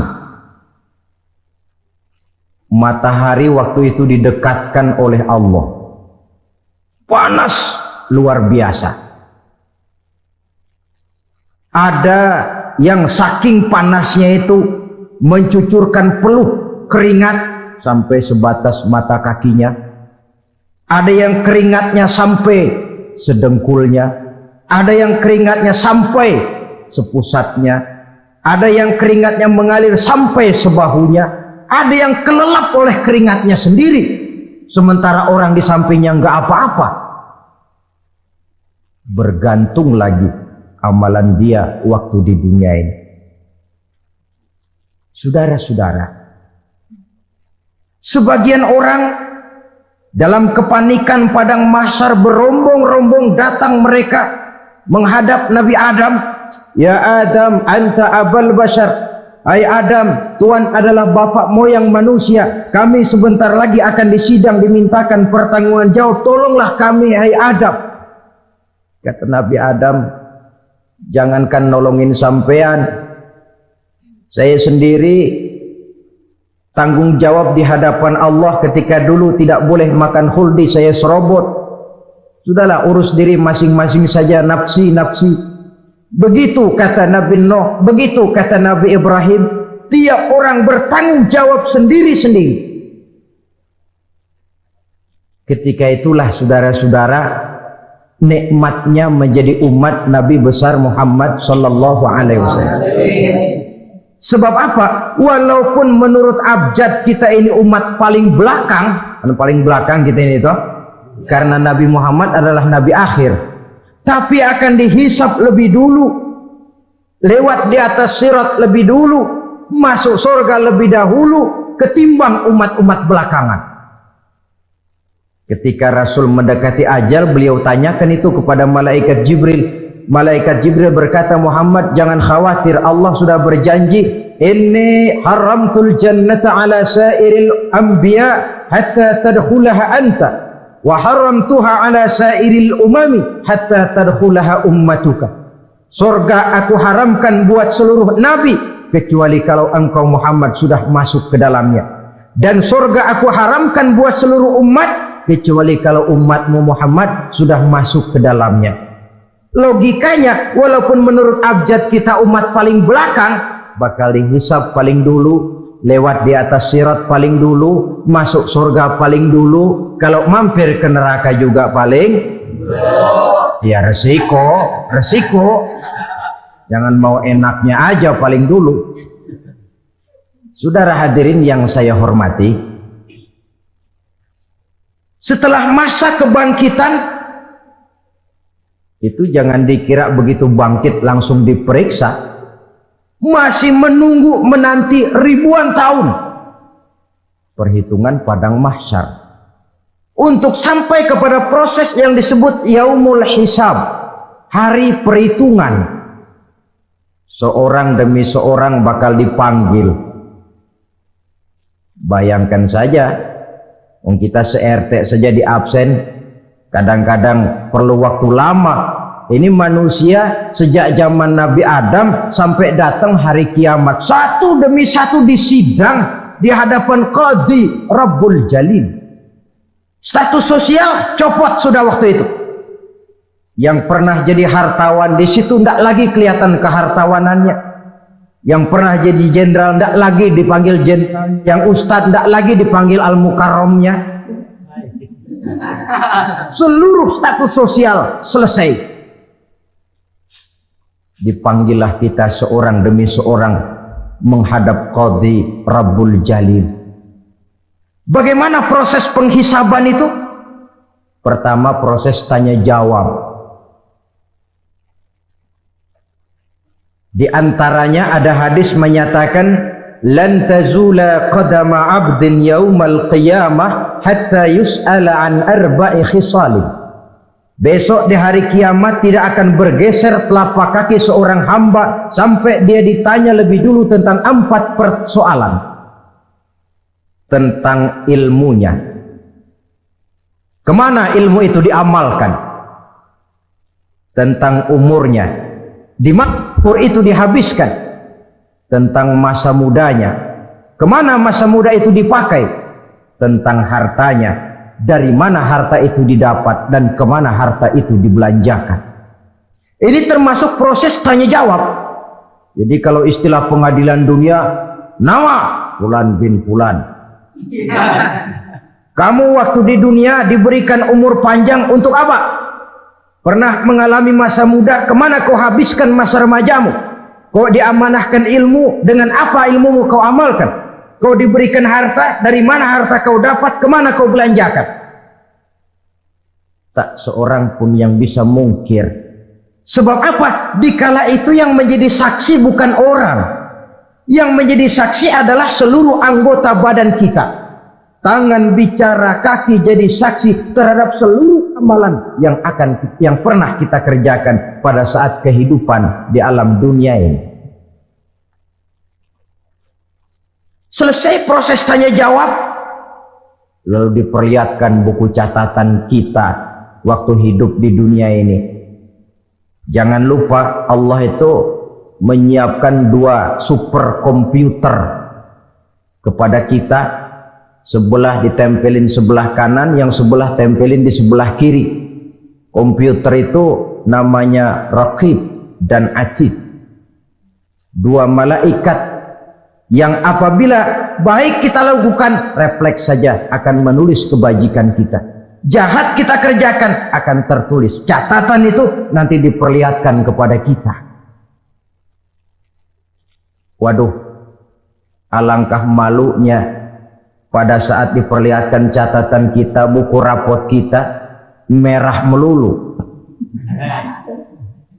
Barangkali diperiksa sambil diomelin, brengsek lo. Buku merah melulu begini, bagaimana waktu hidup di dunia? Tidak cukup diperlihatkan buku catatan kehidupan, rekaman kehidupan. Rekaman kehidupan kita secara utuh sejak terlahir sampai ajal datang merenggut nyawa. Barangkali mirip dengan video sekarang ini, di mana terekam dengan baik seluruh kegiatan kita sejak yang sekecil-kecilnya sampai kepada yang sebesar-besarnya. Untuk kemudian kita pun menerima balasan. In khairan fa khairun wa in syarran fa syarrun. Kalau baik ya baik balasannya, kalau jahat ya jahat juga balasannya. Catatan-catatan kita diberikan.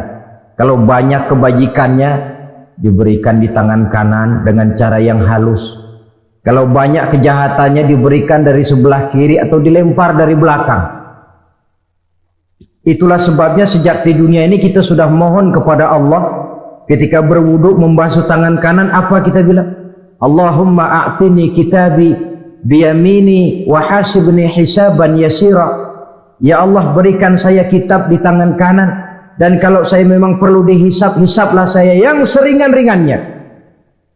Tangan kiri berlindung kita kepada Allah, jangan sampai diberikan kitab di tangan kiri atau dari arah sebelah belakang. Wa'udzubika an tu'tiya kitabi bishimali aw min wara'i zuhri, dari arah sebelah belakang. Na'udzubillah min dzalik.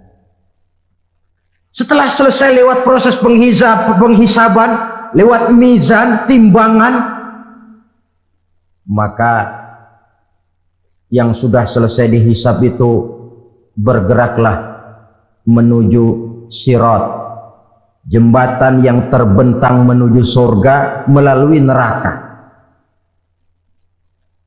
Saudara-saudara, panjangnya perjalanan sirat itu memakan waktu ratusan tahun.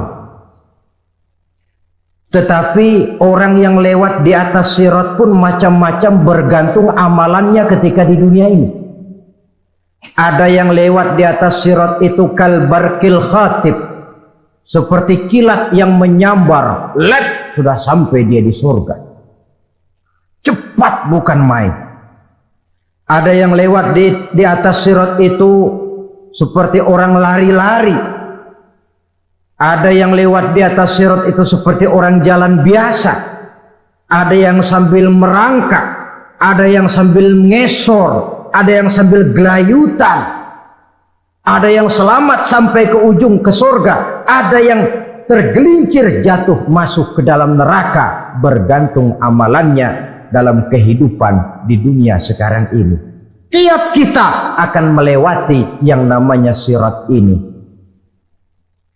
Saudara-saudara kaum muslimin yang saya hormati,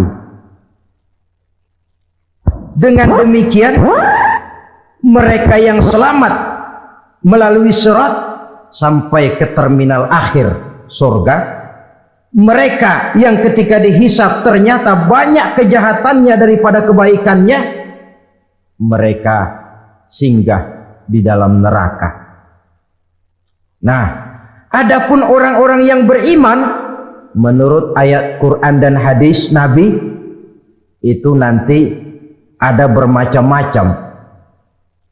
Ada orang beriman itu yang dimasukkan surga. Ada orang beriman itu yang dimasukkan ke dalam surga. Ada orang beriman itu yang disebut penduduk surga.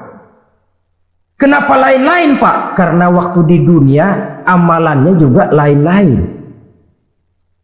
Ada orang beriman yang masuk surga. Ini paling murah tiketnya. Mau masuk surga? Kata Nabi begini, ma min abdin qala la ilaha illallah thumma mata ala dhalik illa dakhalal jannah. Kalau seorang hamba sudah mengucap dua kalimat syahadat, dia yakin dengan kebenaran kalimat itu sampai matinya, orang itu akan masuk surga. Abi Dzar yang waktu itu diajak bicara heran, ya Rasul kok gampang betul? Iya, walaupun orang itu mencuri, iya, walaupun orang itu berzina, iya. Biar dia mencuri, biar dia berzina, kalau dia sudah mengucap dua kalimat syahadat, dia yakin dengan kebenaran kalimat itu sampai matinya, itu orang akan masuk surga. Jadi masuk surga cukup dua kalimat syahadat, yakin sampai mati, masuk surga. Itu perkara masuk. Tapi kalau pertanyaannya diterusin, masuknya kapan, Pak? Nah, ini lain lagi urusannya. Sebab ada yang masuknya itu langsung, ada yang mampir dulu. Di sana tempat cuma dua, kalau tidak surga, neraka. Mau ke surga tapi mampir dulu, yang mampirnya jelas di neraka. Kenapa? Dalam hadis qudsi ada riwayat, nanti itu di akhirat, setelah Allah selesai mengatur penduduk surga masuk surga, yang neraka masuk neraka, Allah berkata kepada malaikat Malik, malaikat Malik, labaik ya Allah, itu bajingan-bajingan tengik, manusia-manusia durjana yang waktu di dunia tidak mau sujud, jauh dari ulama, gemar melakukan yang munkarat dan maksiat, hidup di tengah masyarakat selalu jadi bibit keonaran, kufur, sudah masuk neraka semua. Sudah ya Allah. Nah, kalau sudah, coba sekarang kamu masuk, Malik. Saya, iya, masuk neraka. Mau apa ya Allah? Kata Allah, akhriju minan nar man kana fi qalbihi misqala habatin min khardalin min iman. Kau masuk neraka, cari di dalam neraka orang-orang yang ada imannya walaupun kecil sebesar biji zarah, angkat mereka keluar. Masuk malaikat Malik ke neraka, cari orang yang ada imannya, korek-korek. Ya repot, udah pada gosong. Yang ada imannya diangkat ke atas, yang ada imannya diangkat ke atas, lalu dimandikan di Nahrul Hayat, namanya sungai kehidupan di akhirat nanti. Cakep lagi rupanya, bersih lagi wajahnya, apel di hadapan Allah. Kata Allah, bagaimana mas? Kapok nggak sampean? Kapok ya Allah. Nah, kalau kapok, idhab fadkhulil jannah. Pergi, masuk surga sana. Berangkat mereka ke surga. Ketemu sama teman-temannya yang udah sampai lebih dulu, yang nggak pakai mampir lagi. Terjadi dialog. Kata teman-temannya yang udah pada nyampe duluan, Mas, iya, emang baru sampai? Oh, saya baru sampai. Memang mampir di mana dulu, Mas? Kita sudah lama sampai di surga. Saudara buka surah Al-Muddatsir ayat 34-35. Masalakakum fis saqar? Kenapa kamu mampir di neraka Saqar? Qalu lam naku minal musallin. Mereka menjawab, kami mampir di neraka Saqar, Mas, gara-gara dulunya kami waktu di dunia tidak pernah sholat. Tidak pernah sholat? Tidak pernah. Kan rumahnya dekat masjid. Cuma dekat doang, Mas. Sholat mah enggak saya. Enggak pernah ngasih makan fakir miskin. Enggak pernah hadir di majelis taklim. Pendeknya enggak pernah melakukan kebajikan. Maka saya pun mampir di neraka Saqar. Untung betul saya punya iman, Mas, sedikit. Waktu hidup di dunia dulu saya pernah mengucap 2 kalimat syahadat. Sekali-kalinya waktu mau kawin. Masya Allah. Untung saja kawin. Kalau nggak kawin polos.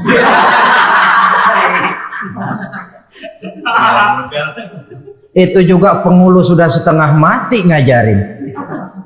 Asyhadu alla, asyhadu an, asyhadu an.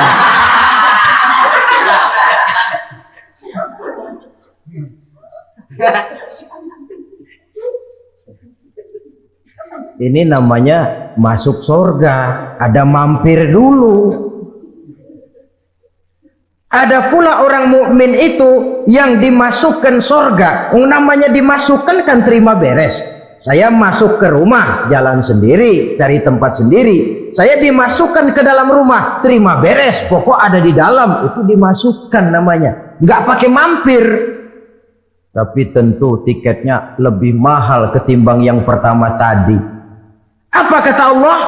Innal ladzina amanu wa amilus shalihat la ukaffiranna anhum sayyi'atihim wa la udkhilannahum jannah.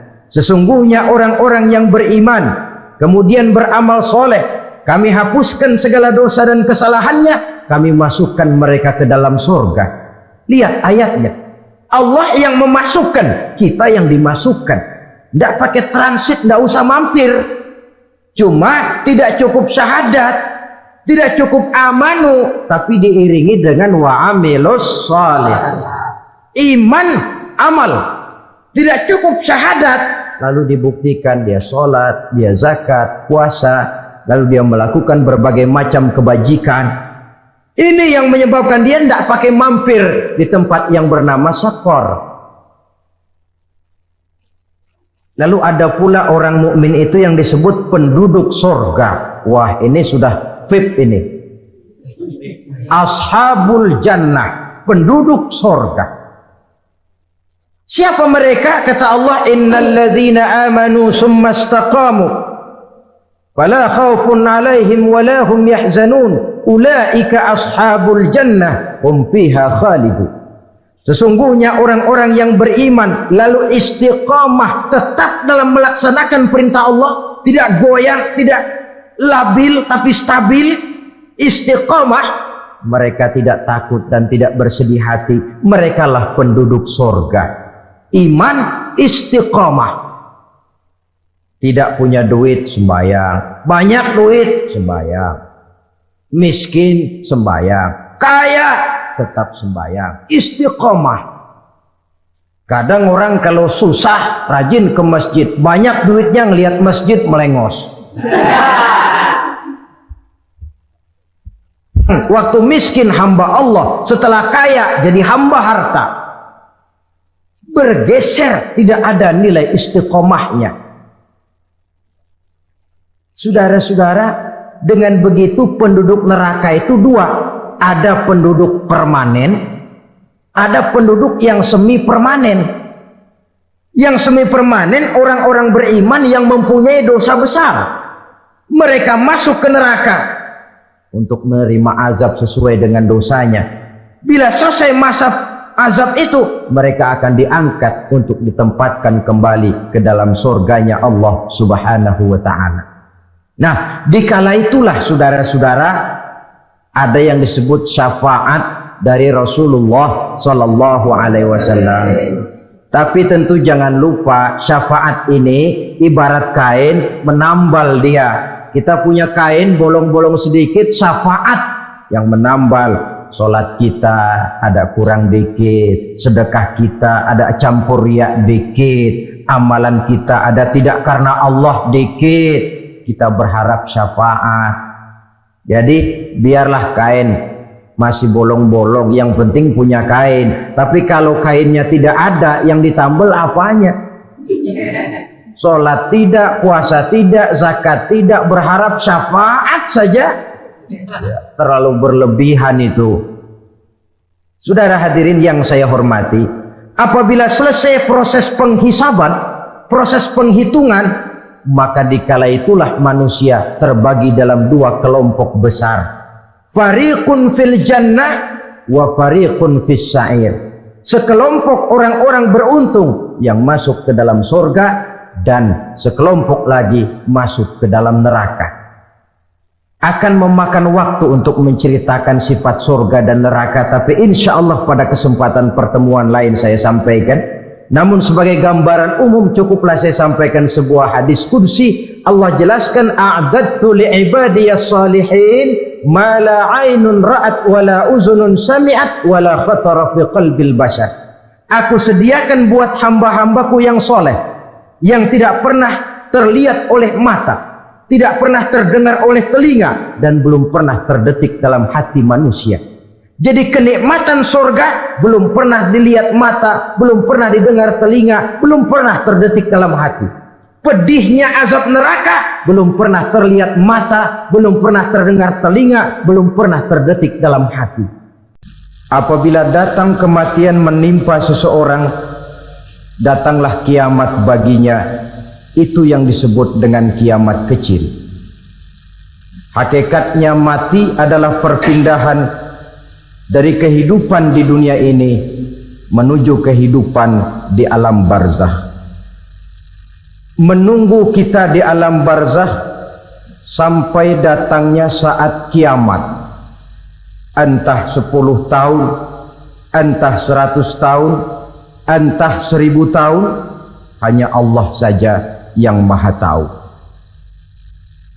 Adapun orang-orang beriman yang melakukan amal kebajikan dalam kehidupan di dunia ini, masa penantian yang lama di alam barzakh buat mereka sebentar saja. Tetapi bagi orang-orang kafir yang ingkar, yang tidak beriman kepada Allah, yang hidup di dunia cuma menumpuk-numpuk dosa, tentu penantian di alam barzakh akan merupakan waktu yang sangat lama. Bukankah dalam kehidupan kita waktu itu memang relatif? Contoh misalnya, bagi pemuda-pemudi yang sedang duduk asyik memadu cinta, waktu 4-5 jam saja rasanya cuma 4-5 menit. Tenggelam oleh keasikan. Tapi buat orang yang berbaring di rumah sakit, meratap di balik-balik apa itu tembok derita kata lagu,